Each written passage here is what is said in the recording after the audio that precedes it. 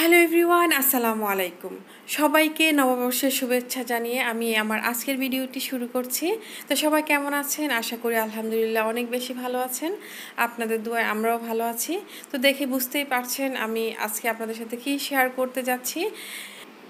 একদম রেস্টুরেন্টের স্বাদকে হার মানাবে আমার এই আজকের তান্দুরি চিকেন।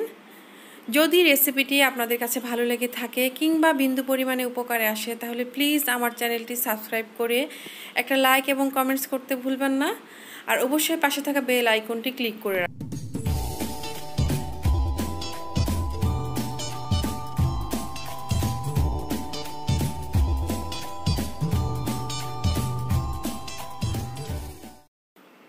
এখানে আমি একটা 1.5 কেজি ওজনের ব্রয়লার মুরগি থেকে 3 পিস রোস্টের পিসের মতো করে ভালোভাবে ধুয়ে কেটে নিয়েছি।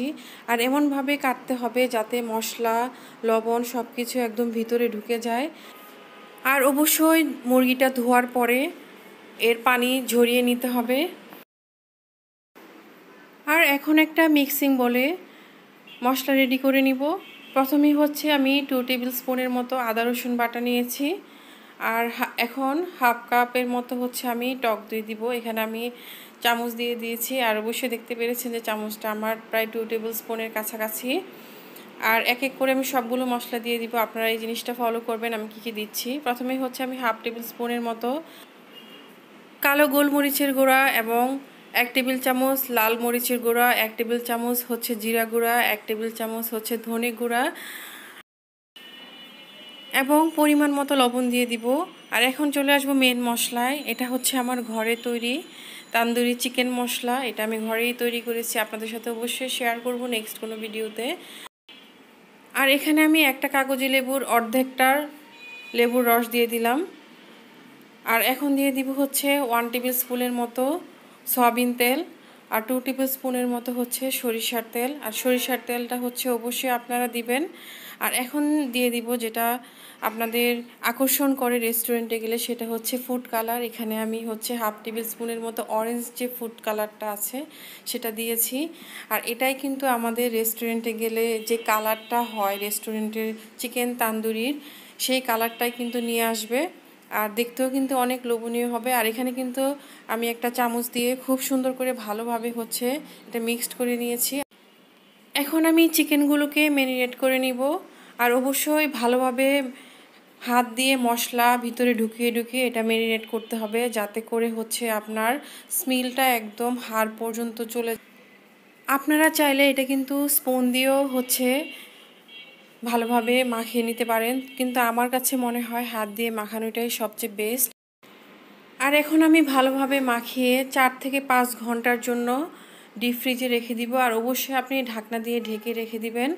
আর যদি পারেন ওভারনাইট যদি আপনি এটা ফ্রিজিং করে রাখেন, তাহলে কিন্তু এটা আরও বেশি টেস্ট হয়। আর এখনই কিন্তু মনে হচ্ছে যে কতটা মাশাল্লাহ, মানে কালারটা কত সুন্দর আসছে, দেখতেও কিন্তু মাশাল্লাহ খুবই লোভনীয় লাগছে। আর আমি কিন্তু 4 থেকে 5 ঘন্টা এটা ফ্রিজে রেখে দেন হচ্ছে এখন ফ্রাই করতে। আর অবশ্যই চেষ্টা করবেন সরিষার তেল ইউজ করার জন্য। সয়াবিন তেল দিলে যে খারাপ হবে তা কিন্তু নয়। আর এখন যে কাজটি করতে হবে সেটা হচ্ছে চিকেনের গায়ে লেগে থাকা যে মশলাগুলো আছে সেটা আমি হাত দিয়ে একটু একটু করে হচ্ছে সরিয়ে রেখে দিয়েছি, কারণ মশলা সহ যদি আমরা চিকেনটা প্যানে দিই তাহলে কিন্তু এটা তাড়াতাড়ি পুড়ে যাবে। আর পরে যেহেতু আমি মশলাটা একটু সসের মতো করে তৈরি করব, সেটা দিয়ে কিন্তু খেতে অসাধারণ লাগে। এই জন্য কিন্তু আপনার মশলাটা সরিয়ে রাখতে হবে। আর এই যে দেখেন এই মশলাটা আমি শেষের দিকে একটা সস তৈরি করব। আর এটা অবশ্যই ঢাকনা দিয়ে ঢেকে দিতে হবে। আর বারবার উল্টানো যাবে না। নিচের দিকে যখন একটা পুরা পুরা ভাব চলে আসবে তখন কিন্তু আমি এটা উল্টিয়ে দিব। এই যে দেখেন আমার একটু পুরা পুরা ভাব চলে আসছে, তখন কিন্তু উল্টাতে হবে। আর আপনি যদি প্রথমেই বারবার উল্টাতে থাকেন তখন কিন্তু এই জিনিসটা মানে পারফেক্টলি হবে না, একটা লালচে লালচে ভাব আসবে না। তান্দুরি চিকেন যেহেতু একটু পুরা পুরা একটু লালচে লালচে ভাব আসে। আর অবশ্যই চেষ্টা করবেন নন স্টিক প্যানে এটা ফ্রাই করার জন্য। মাশাল্লাহ দেখতেই পাচ্ছেন যে আমার তান্দুরি চিকেনটা কতটা লোভনীয় হচ্ছে। আর আমি যখন মশলা তৈরি করেছি একটা জিনিস আপনারা খেয়াল করেছেন কিনা জানি না, সেটা হচ্ছে আমি কিন্তু এখানে হলুদটা স্কিপ করেছি। এখানে যদি আপনি হলুদ ইউজ করেন তাহলে কিন্তু একটা হলুদের গন্ধ আসবে, সেটা কিন্তু খেতে তান্দুরি চিকেনের মতো লাগবে না।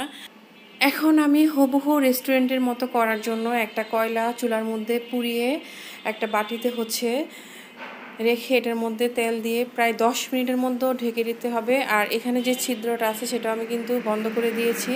আর অবশ্যই আপনি চেষ্টা করবেন 10 থেকে 15 মিনিটের মতো রেখে দিতে, নয়তো কিন্তু এটা স্মোকি ফ্লেভারটা আসবে না।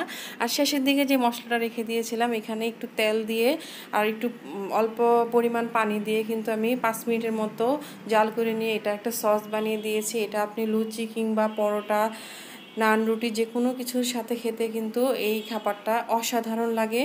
তো হয়ে গেল আমার পারফেক্ট রেস্টুরেন্টের মতো তান্দুরি চিকেন। আপনারা অবশ্যই বাসায় ট্রাই করবেন এবং আমাকে কমেন্টস করে জানাবেন যে কেমন হয়েছে। হোপফুলি আমি রেস্টুরেন্টের মতো করার ট্রাই করেছি। আর এখানে আমি গ্রিন সসও বানিয়েছিলাম, আর গ্রিন সস দিয়ে খেতে কিন্তু অসাধারণ লাগে। তো হোপফুলি আজকের রেসিপিটি আপনাদের কাছে অনেক বেশি ভালো লেগেছে। যদি ভিডিওর কোনো অংশে বিন্দু পরিমাণে ভালো লেগে থাকে তাহলে প্লিজ আমার চ্যানেলটি সাবস্ক্রাইব করে পাশে থাকা বেল আইকনটি প্রেস করে রাখবেন এবং একটা লাইক এবং কমেন্টস করতে ভুলবেন না। তো সবাই ভালো থাকবেন, সুস্থ থাকবেন। আল্লাহ হাফেজ। আসসালামু আলাইকুম।